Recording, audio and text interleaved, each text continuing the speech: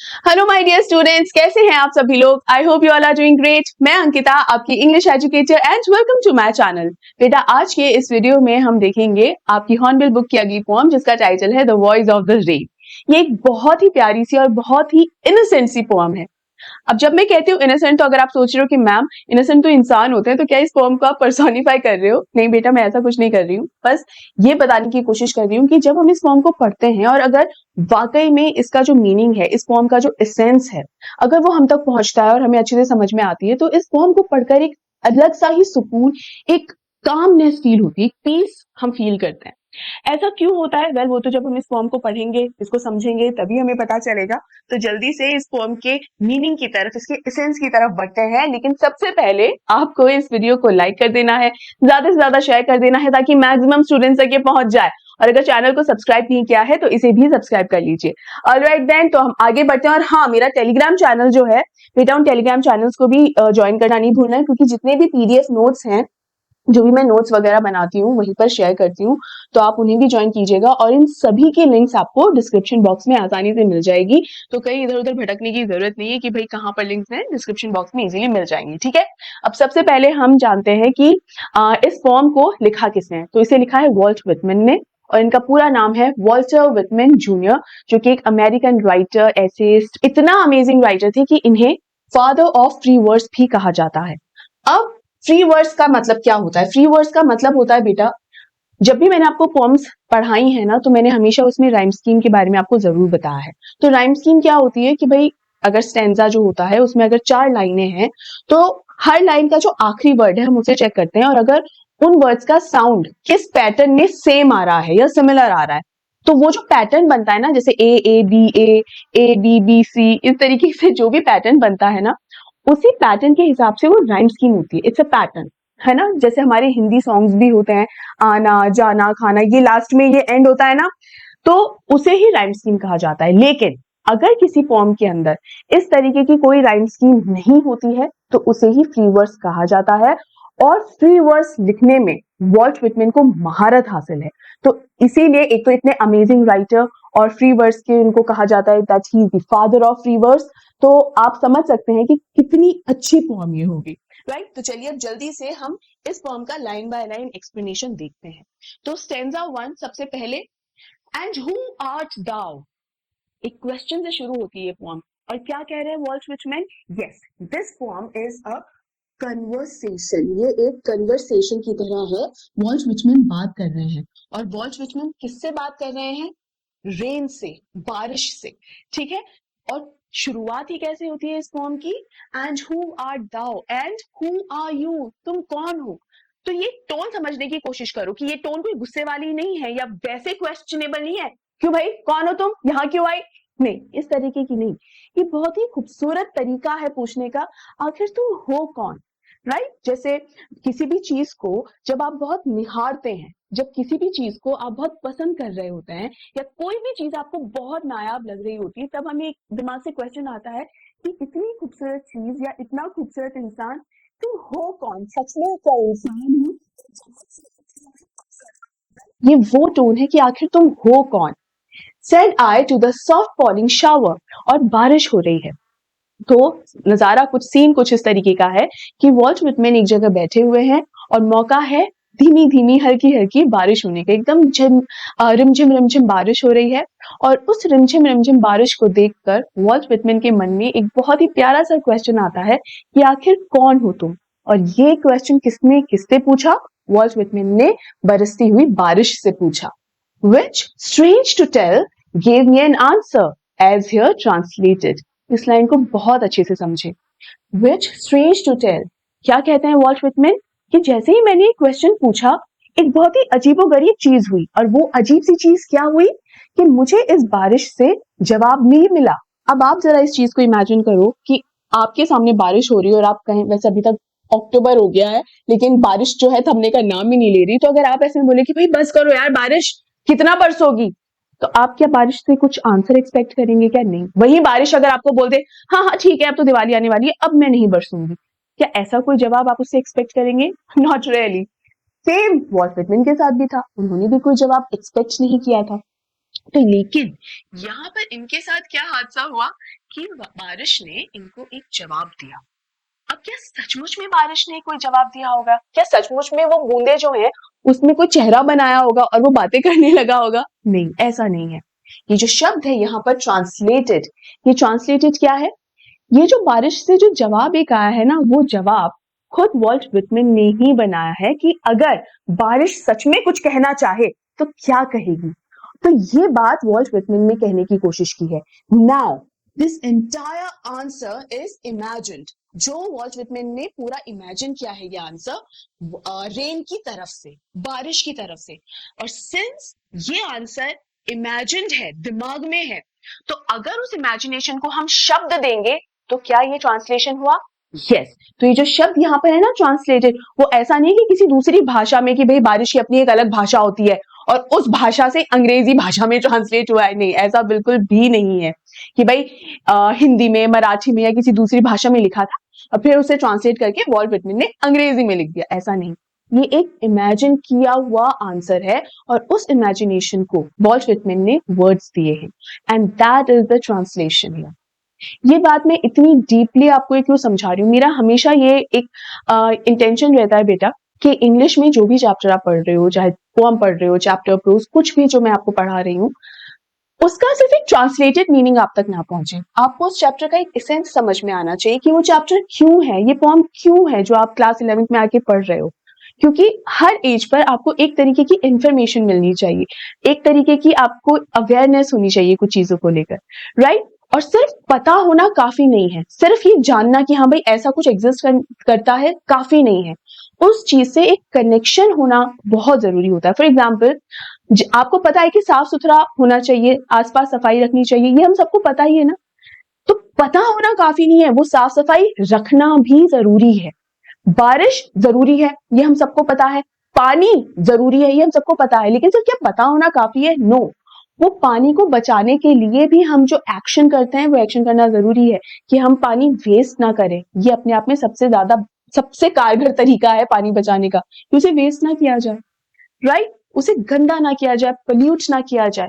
तो सिर्फ ये पता होना कि भाई पानी को बचाना चाहिए काफी नहीं है, उसे बचाने के प्रयास भी करने चाहिए। करेक्ट। चलिए आगे बढ़ते हैं। I am the poem of earth. क्या जवाब दिया है हमारी रेन ने कि मैं इस धरती की एक कविता हूं। Eternal I rise impalpable and the bottomless sea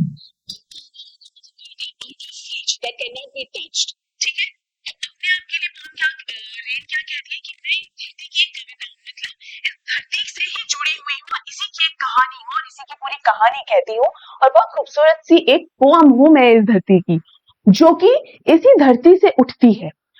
out of the land and the bottomless sea. इसका मतलब क्या है कि जमीन से उठती हूँ, पानी से उठती हूँ। पानी, बॉटमलेस सी, बेसिकली जितनी भी वाटर बॉडीज हैं, ओशियंस हैं या कोई भी वाटर बॉडी है, वहां से उठती हूँ।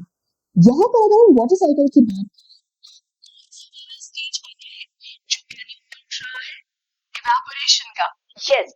तो यहाँ रेन जो है वो एक वेपर की किस तरीके से उठ रही है? इवेपोरेट हो रही है, राइट, वेपर की तरह उठ रही है आगे। और बॉटमलेस सी मतलब वो गहरे से गहरा समंदर। यहाँ बॉटमलेस सी का मतलब ये नहीं कि एक ऐसा समंदर जिसका कोई बॉटम ही नहीं है, तला ही नहीं है, नहीं। बॉटमलेस सी का मतलब क्या है? ये है एक हाइपरबोली है बेटा, पोएटिक डिवाइसेस में हम और बेटर तरीके से समझेंगे, लेकिन यहाँ ये कहना चाह रहे हैं कि गहरे से गहरा समंदर, इतना गहरा समंदर कि जिसकी गहराई हम अभी तक नाप तक नहीं सके हैं, इतने गहरे समंदर से उठती हूँ मैं। मेरी पहचान देखो, मेरी आइडेंटिटी देखो कितनी स्ट्रांग है, ठीक है, मैं वहां से उठती हूँ। तो ये सबसे पहला स्टेज बता रहे हैं इवेपोरेशन का। इवेपोरेशन के बाद क्या आता है? कंडेंसेशन, जहां पर क्या होता है? क्लाउड्स बनते हैं, उसी के बारे में बात हो रही है। देखिए, अपवर्ड्स टू हेवन। अब यहाँ हेवन एक्चुअल में स्वर्ग नहीं है। हेवन का मतलब यह है कि इतनी ऊंचाइयों तक कि आकाश में, ठीक है। So it's the sky. Wells का मतलब है वेयर। मैं आकाश तक उठती हूँ, जहां क्या होता है? Vaguely formed, altogether changed and yet the same। क्या यहाँ पर ये जो कंडेंसेशन वाली जो प्रोसेस होती है, क्या यहाँ पर ये जो इवेपोरेशन, ये जो भाप बनकर जो पानी उठता है, क्या इस भाप की जो फॉर्म है क्या वो चेंज हो जाती है? बिल्कुल हो जाती है। यहाँ पर ये वेपर्स जो है वाटर ड्रॉपलेट्स में कन्वर्ट हो जाते हैं और भारी भारी बादल बन जाते हैं। क्या ये होता है या नहीं होता? ये ही होता है। रेन कह रही है अपने अलग अलग फॉर्म के बारे में बात कर रही है। जैसे पानी है, पानी जब हम पी रहे लिक्विड फॉर्म में है, अगर हम उसको उबालने छोड़ देंगे तो भाप बन के उड़ जाएगा। है तो पानी ही, बस उसका रूप चेंज हो गया है, भाप बन गया है। वो सेम पानी को अगर ट्रे में डाल के फ्रीजर में रख देंगे तो वो क्या बन जाएगा? आइस क्यूब्स बन जाएंगे, है कि नहीं? है तो वही पानी, लेकिन उसका रूप बदल गया है। यहाँ पर जो बारिश है वो ये कह रही है कि पहले मेरा रूप एक भाप की तरह था, अब वो एक वाटर ड्रॉपलेट की तरह हो गया है। तो मैं दोनों ही स्टेजेस में सेम हूं। आई एम सेम, सिर्फ मेरा रूप चेंज हुआ है। ठीक है, सो ऑल टुगेदर चेंज्ड, बदल चुकी हूँ, येट द सेम, फिर भी वही हूँ, सेम की सेम हूँ। I descend to leave the droughts, atomies, dust layers of the globe. Globe हमारे प्लैनेट अर्थ के बारे में बात हो रही है, और डिसेंड का मतलब क्या होता है? गिरना। ठीक है, होता है ना असेंडिंग ऑर्डर यानी बढ़ता हुआ क्रम, और डिसेंडिंग घटता हुआ क्रम। तो डिसेंट गिरता हुआ है यहाँ पर। तो कौन सा वाला स्टेज आ गया है? ये प्रेसिपिटेशन वाला, कि यहाँ पर अब बारिश हो रही है। और जब वाटर ड्रॉपलेट्स के बाद जब मैं बारिश बन के गिरती हूँ इस धरती पे, इस ग्लोब पे, तो मैं क्या करती हूँ? लेव द ड्राउट्स, लेव मतलब वॉश अवे, ड्राउट्स सूखा पड़ जाना। ये जो सूखी पड़ी धरती जो है ना, वहां बरस कर मैं उस सूखी धरती को जीवन दान देती हूँ। एटमीज यानी टाइनी पार्टिकल्स, डस्ट लेयर जहां भी धूल मिट्टी गंदगी हो रही है, यानी छोटे से छोटा पार्टिकल भी जो है मैं उसको साफ सुथरा कर देती हूँ। जहां पर भी धूल मिट्टी जमी हुई है उसे भी साफ सुथरा कर देती हूँ, खूबसूरत बना देती हूँ। कि अगर नदियां हैं वहां पर बहुत ज्यादा कीचड़ है, दलदल सा हो जाता है, लेकिन जब बारिश गिरती है तो उन्हीं नदियों में जब पानी आता है तो वो कीचड़ कचरा सब हट जाता है और नदियां फिर से एक बार बहने लग जाती हैं। वहीं पर धूल मिट्टी जो जमी हुई है, तो भाई हमारी जो कार्स होती है ना, उन पर भी धूल मिट्टी जमा हो जाती है। तो देखो बारिश होते ही हमें अलग से उसे क्लीन करने की जरूरत नहीं, कार्स तक, हमारे व्हीकल्स तक एकदम क्लीन हो जाते हैं। अगर आप आसपास अपने पेड़ देखो बारिश के सीजन में, कितने साफ सुथरे और सुंदर नजर आते हैं। बाकी सभी मौसम में वो जो पेड़ होते हैं उन पे धूल मिट्टी डस्ट धुआं ये सब लगा रहता है, लेकिन बारिश के सीजन में वो अलग ही फ्रेश दिखाई देते हैं, अलग ही खूबसूरत दिखाई देते हैं। क्यों होता है ये? क्योंकि बारिश गिरती है, और यहाँ बारिश खुद के लिए बोल रही है, मैं जो इस धरती की एक कविता है, मैं जब बरसती हूँ तो ये सब रूपांतरण कर देती हूँ, ये सब खूबसूरती साफ सुथरा, I beautify everything, I purify everything, and all that in them without me were seeds only, latent, unborn. latent का मतलब होता है बेटा hidden, छुपा हुआ।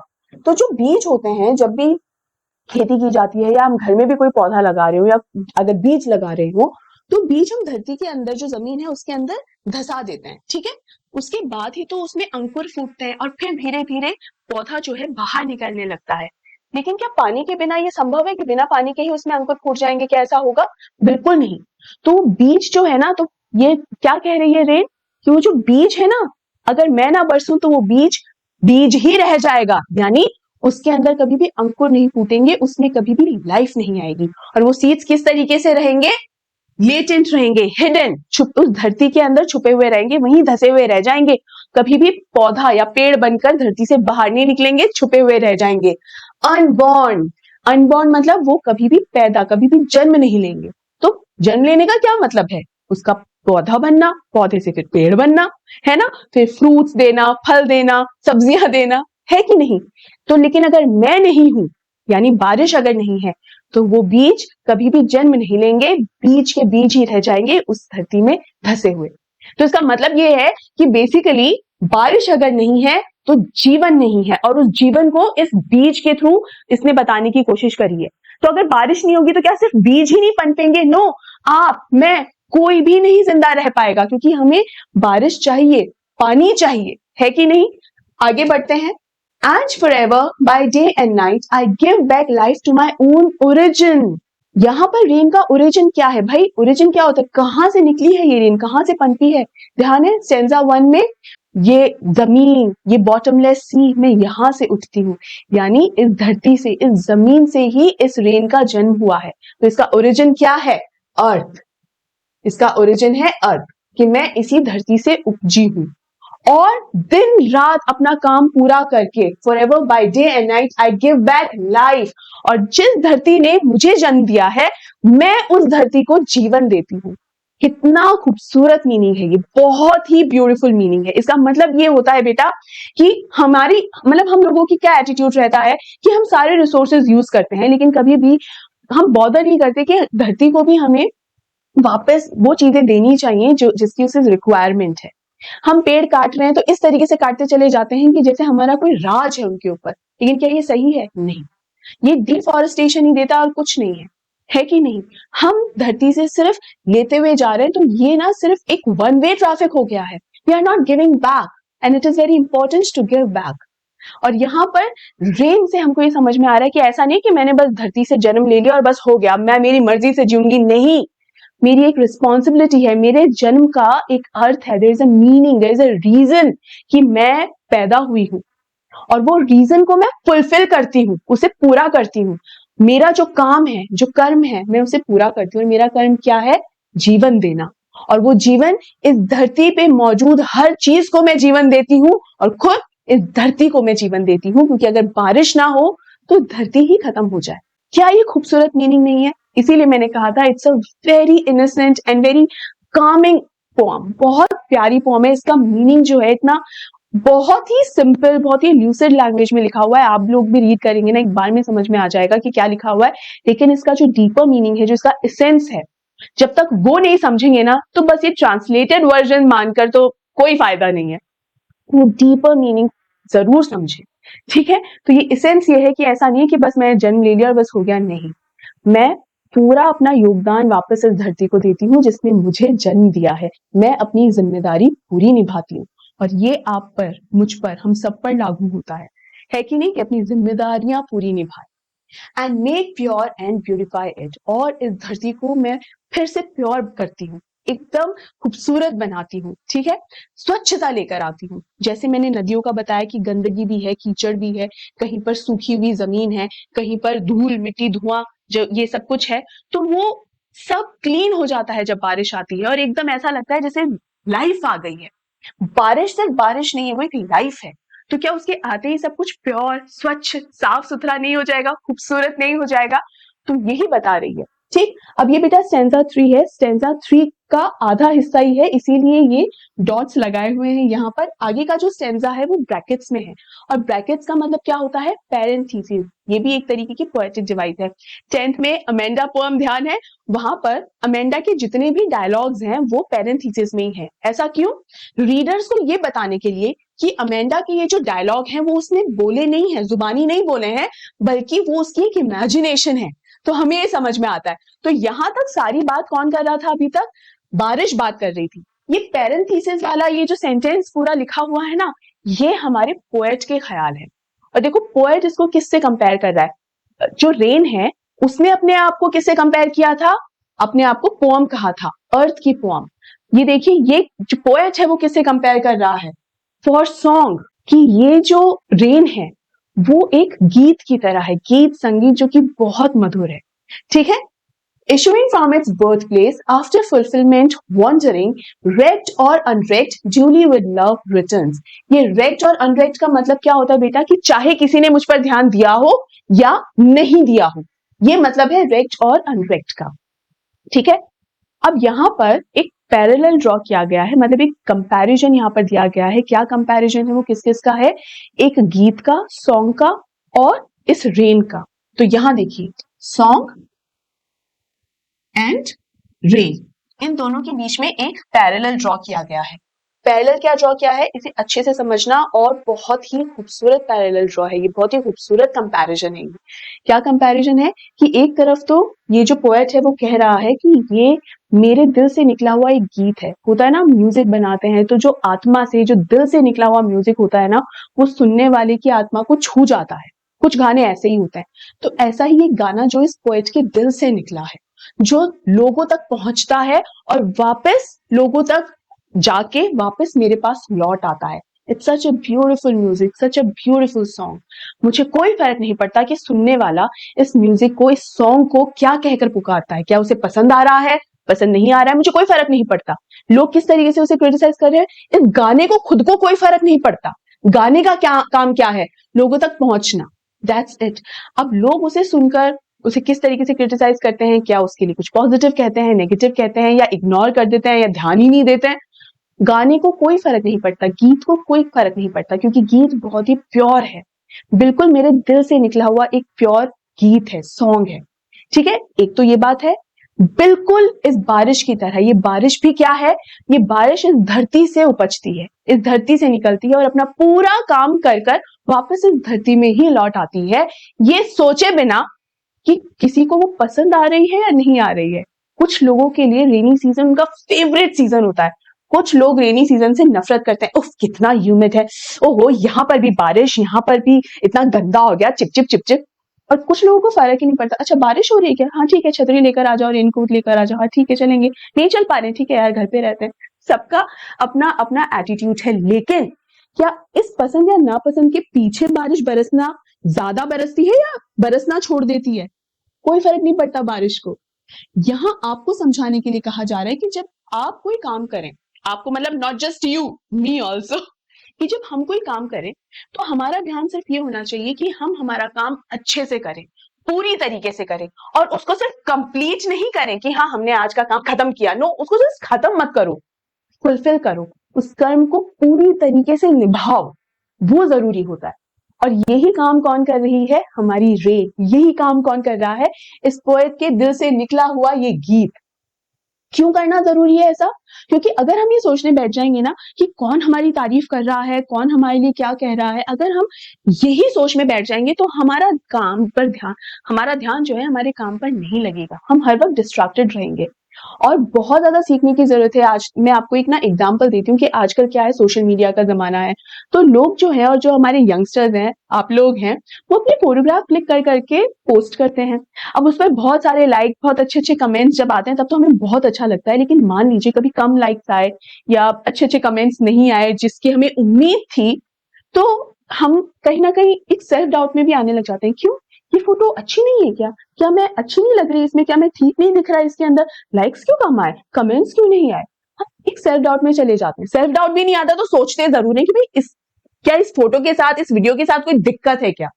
नहीं, don't wait for such comments, don't wait for such acknowledgement. आपको सबसे पहले अपना काम एक्नॉलेज करने की जरूरत है। You are suppose to be true to yourself, कि मैंने जो काम किया क्या वो सही था। ये एटीट्यूड नहीं होता कि हाँ मेरे मन में जो है मैंने वैसे कर लिया, I don't care at all, नहीं ये नहीं होता। जब आप कोई काम कर रहे हैं उसे जिम्मेदारी से ही करना होता है, और वो जिम्मेदारी निभाइए, जरूर निभाइए। उसके लिए कभी भी कोई कैजुअल एटीट्यूड या केयरलेस एटीट्यूड नहीं होता है कि हाँ मुझे कोई फर्क नहीं पड़ता, फर्क पड़ना चाहिए, लेकिन वो फर्क जेन्युइन होता है। आप उस काम को इसलिए मत कीजिए कि लोग तारीफ करेंगे, उस तारीफ को सुनने के लिए वो काम मत कीजिए। आप काम कीजिए कि हाँ मैंने एक सही काम किया और इसे फुलफिल किया, जैसे बारिश करती है, उसे कोई फर्क नहीं पड़ता कि आप उसे पसंद कर रहे हैं, नहीं कर रहे हैं, ध्यान भी नहीं दे रहे, लेकिन वो अपना काम पूरा निभाती है।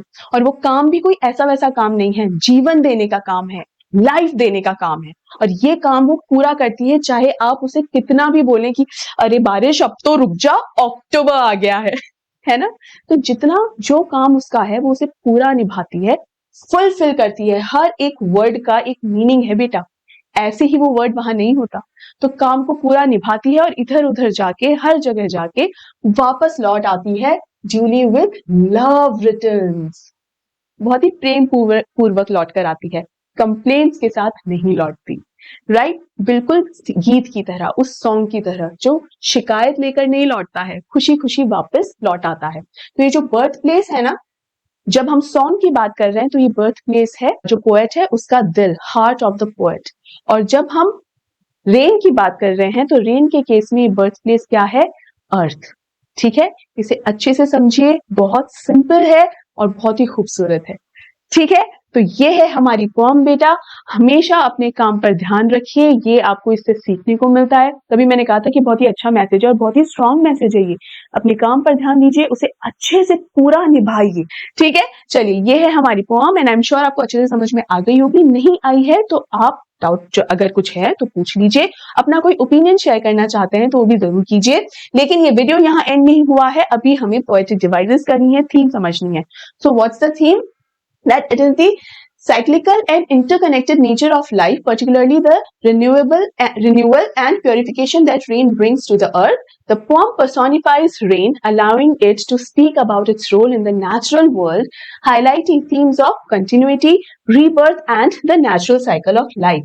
यानी बेसिकली यहाँ पर ये बताया है कि जो रेन है हमारे लिए क्या कर रही है, चाहे हम उसे कैसे भी क्रिटिसाइज करें, लेकिन उसकी जो कंटिन्यूटी रहती है वो बरकरार रहती है। ये नहीं कि मैं इस बार नहीं बरसूंगी, नहीं, हाँ कम ज्यादा बिल्कुल हो सकता है, लेकिन वो उसके मूड के हिसाब से नहीं होता रेन की, कि भाई रेन का मूड नहीं, वो अपने मूड को हावी नहीं होने देती है।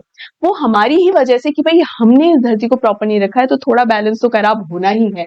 रीबर्थ कि किस तरीके से फिर से जीवन देती है इस धरती को, कि जब तक बारिश नहीं होती एकदम बेजान सी लगती है धरती, जैसे इसमें जान नहीं है, लेकिन जब बरसती है फिर से इसमें एक लाइफ आ जाती है, इसका मानो फिर से जन्म हो उठा हो। और जो नेचुरल साइकिल होती है लाइफ की, कि फिर से जी उठो, फिर वो एक जान सी खत्म हो जाती है और फिर जीवन हो जाता है, ये एक नेचुरल साइकिल होती है जीवन की, उसके बारे में बात की गई है। ठीक है, अब बात करते हैं हम पोएटिक डिवाइसेस की। अब पोएटिक डिवाइसेस क्या होते हैं बेटा? सबसे पहला है पर्सोनिफिकेशन। मैंने कई बार आपको बताया है, पर्सोनिफिकेशन यानी किसी भी एक ह्यूमन की क्वालिटी किसी भी नॉन ह्यूमन पर जब हम अप्लाई करते हैं, वो जो एट्रीब्यूट होता है जब नॉन ह्यूमन पर अप्लाई करते हैं, तो उसे ही पर्सोनिफिकेशन कहा जाता है। और इस पूरी पोएम को ही, मतलब जो रेन है, पूरी पोएम में रेन को पर्सोनिफाई किया गया है जैसे एक इंसान के बारे में कोई बात हो रही हो। ठीक है, तो पूरी पोएम के अंदर रेन पर्सोनिफाई है। ठीक है, कि मैं यहाँ जाती हूँ, फिर मैं ये काम करती हूँ, मैं वो काम करती हूँ। ठीक है, मैं जितनी भी डस्ट लेयर्स हैं उन्हें हटा देती हूँ। ठीक है, आई डिसेंड। ठीक है, तो ये पूरा ऐसे एज इफ कि कोई इंसान की बात हो रही है। ठीक, देन मेटाफर। मेटाफर क्या होता है? डायरेक्ट कंपैरिजन होता है दो चीजों के बीच में, वो दोनों चीजें ऑपोजिट हो सकती हैं, कॉन्ट्राडिक्टरी हो सकती हैं, डिफरेंट हो सकती हैं। अभी डायरेक्ट कंपैरिजन किसके बीच में है?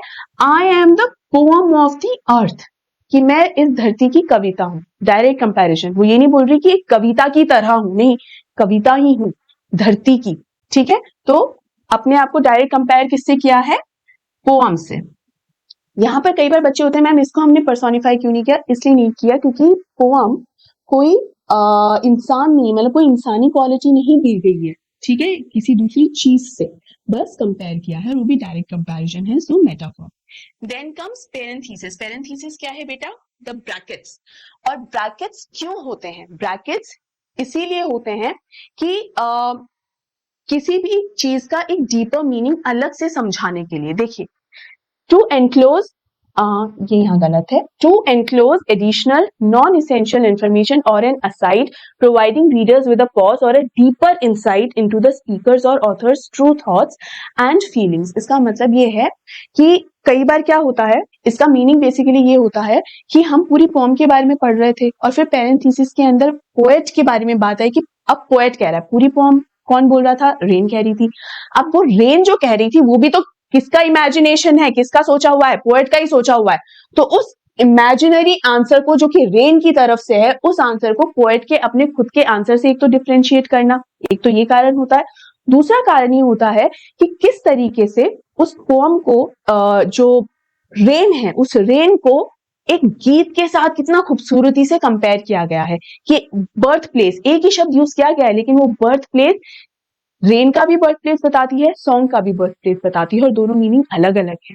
ठीक है, तो ये खूबसूरत कंपेयर किया गया है। तो जब भी कोई ऐसा मीनिंग उस पोएम की कंटिन्यूटी भी बरकरार रखता है, लेकिन फिर भी एकदम अलग हटकर वो मीनिंग है, तभी उसके लिए पेरेंथीसिस यूज किया जाता है। जैसे अमेंडा में था कि पूरी पोएम जो है कंटिन्यूटी में ही तो थी। जिस तरीके से उसकी मदर या फादर, उसके जो पेरेंट्स हैं, उसको डांट रहे थे, कुछ कह रहे थे, at the same time she was having other thoughts, कुछ किसी और ही ख्याल में थी, तो वो और ख्यालात अलग से किस तरह से दिखाएं, दैट्स व्हाई पेरेंथीसिस। ठीक है, नेक्स्ट इज इन्वर्जन। इन्वर्जन मतलब एक तरीके से उलट पुलट कर देना। हमारे सेंटेंस स्ट्रक्चर क्या होता है? Subject, verb, object. तो यहां पर अगर हमें सेंटेंस को देखें तो क्या लिखा है? Said I to the soft falling shower. अगर सब्जेक्ट, वर्ब, ऑब्जेक्ट के हिसाब से देखें तो यहां पर कैसे सेंटेंस बनना चाहिए? I said to the soft falling shower, ये होना चाहिए। लेकिन एक पोएटिक अंदाज में कहने के लिए इसका थोड़ा वो एक रिदमिक पैटर्न, स्टाइल लाने के लिए यहाँ पर ये इन्वर्ट कर दिया गया, आई की जगह से सेड की जगह आई, ठीक है। तो I said to the soft falling shower की जगह जब हुआ said I to the soft falling shower, तो ये हो गया इन्वर्जन, ठीक है। ये फर्स्ट सेंटेंस जो है वही है। देन कम्स हाइपरबली, जिसका मतलब होता है एग्जैजरेशन, यानी बढ़ा चढ़ाकर कहना। अब बढ़ा चढ़ाकर कहने का क्या मतलब है कि मान लीजिए मैं एप्पल कट कर रही हूं और मेरी उंगली में छोटा सा स्क्रैच आ गया, बहुत मामूली सा, और मैंने जब उसके बारे में किसी को फोन करके बताया कि अरे यार पता है आज क्या हो गया था, मेरी जो उंगली है वो कटी गई, इतना गहरा घाव लगा कि वो जो उंगली है वो ऑलमोस्ट 2 टुकड़े में होने वाली थी। आई मीन रियली नहीं ऐसा कुछ होने वाला था ना, बट सिंस मैंने इस छोटी सी चोट को इतना बढ़ा चढ़ा के बोला है, तो उसे ही क्या कहते हैं, एग्जैजरेट करना। और किसी भी चीज को जब एग्जैजरेट करते हैं तो वही होती है हाइपरबली। इस पोएम में हाइपरबली क्या है, रिमेंबर द बॉटमलेस सी। जो भी समंदर है वो बहुत बहुत ज्यादा गहरा हो सकता है, लेकिन उसका कोई तला ही ना हो, बॉटम ही ना हो, ये पॉसिबल नहीं है। तो लेकिन बहुत ज्यादा गहराई का वो पैमाना दिखाने के लिए सिर्फ ही बॉटमलेस वर्ड यूज किया गया है, और इसीलिए क्या कहा जा रहा है, इसे bottomless sea, and that's why it is a hyperbole. Understood. Next is imagery. Imagery मैंने आपको बताया है कि किसी भी इमेज को इमेजिन करना। अब वो इमेज जो है कई बार विजुअल वे में होती है कि अरे वो चीज क्या खूबसूरत लग रही होगी, किस तरीके से नदियां खूबसूरती से बह रही होंगी, ठीक है, वो नजारा कैसा दिख रहा होगा, या कोई पेंटिंग है वो कैसी लग रही होगी जब हम उसे इमेजिन करते हैं, तो वो तो हो गई विजुअल इमेजरी। वहीं पर ही ऑडिटरी इमेजरी भी हो सकती है कि ये जो कृष्ण जी की मुरली की धुन के बारे में बताई जाती है, सचमुच क्या खूबसूरत धुन होगी ना वो, क्या एक्चुअल में उस धुन को हम सुन रहे हैं, नहीं, इमेजिन कर रहे हैं कि वो क्या खूबसूरत धुन होगी, तो वो हो गई ऑडिटरी इमेजरी, सुनने वाली इमेजरी। इस पूरी पोएम में एक विजुअल इमेजरी है, और वो इमेजरी है अगेन इस रेन को लेकर कि किस तरीके से ये रेन इस धरती से उठती होगी, नदियों से जल से उठती होगी, किस तरीके से क्लाउड्स बनते होंगे, किस तरीके से बरसती होगी, क्या खूबसूरत नजारा होगा वो। तो जो पूरी पोएम ही है ना, एक तरीके से क्या है, एक इमेजरी है। फर्स्ट लाइन से ही ये एक इमेजरी है, ठीक है। Soft falling shower gives the readers an image of gentle rain और ड्रिजल, कि कितनी हल्की फुहार सी बारिश हो रही होगी, रिमझिम रिमझिम, ठीक है। तो ये है बेटा इसकी पोएटिक डिवाइसेस। अब हम इस पूरे पोएम को अच्छे से समझ चुके हैं, एंड आई होप आपको अच्छे से ये पोएम समझ में आ गई होगी। कहीं कोई डाउट है तो मुझसे जरूर पूछ लेना। अगले वीडियो के अंदर हम इस पोएम के एनसीईआरटी सॉल्यूशंस करेंगे, and let me tell you वो एनसीईआरटी सॉल्यूशन का वीडियो जरूर से जरूर देखिएगा, क्योंकि काफी सारे क्वेश्चन रहते हैं। इन केस यहाँ पर अगर कुछ भी समझ में नहीं भी आया है, वाकई में इसके एनसीईआरटी क्वेश्चन जो है ना बहुत बढ़िया है, पोएम में कुछ भी नहीं समझ में अगर आया ना, वो अच्छे से समझ लेंगे तो वो सारे गैप्स भी फिल हो जाएंगे, कहीं भी कोई कमी छूटी है वो वहां पर पूरी हो जाएगी, ठीक है। तो मेक श्योर आप उसे जरूर देखिए। इसके अलावा बेटा प्लेलिस्ट अच्छे से बनती जा रही है, बढ़ती जा रही है, तो वीडियोस देखना मत भूलिएगा। नोट्स मैं आपको टेलीग्राम चैनल पे अवेलेबल करा ही देती हूँ, तो ज्वाइन कर लीजिए टेलीग्राम चैनल, तो वहां पे सारे नोट्स जो है टाइम मिल जाएंगे आपको। इसके अलावा इस वीडियो को लाइक कर दीजिए, अगेन ज्यादा से ज्यादा शेयर कर दीजिए ताकि मैक्सिमम स्टूडेंट्स तक पहुंच सके। और अगर चैनल को सब्सक्राइब नहीं किया है तो भाई इसे भी जल्दी से सब्सक्राइब कर लीजिए, एंड मोस्ट इंपॉर्टेंटली अपना ढेर सारा ध्यान रखिए। हम मिलते हैं अगले वीडियो में, वो भी बहुत ही जल्द। तब तक के लिए take care and good bye.